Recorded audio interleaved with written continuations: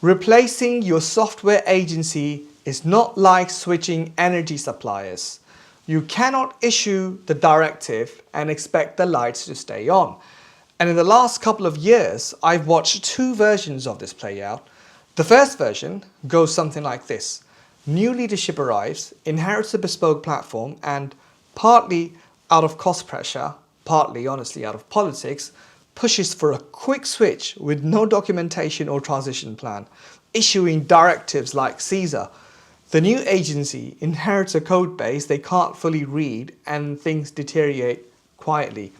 6 months later, when everything visibly begins to fall apart, the previous agency gets all the blame. Because, let's face it, admitting the switch was handled badly is harder than finding someone else to blame. Contrast this to the second version, a CEO who understood what they were switching before they switched it. So they were locked into a vendor who were charging an unjustifiable retainer. They knew they needed to leave 100%.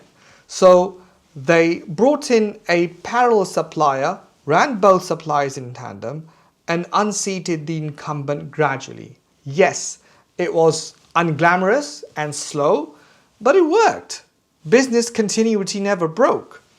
The difference between these two outcomes wasn't budget, nor was it timing.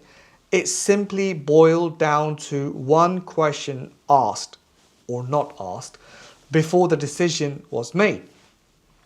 And the question was, if your agency left tomorrow, what would the next agency actually inherit?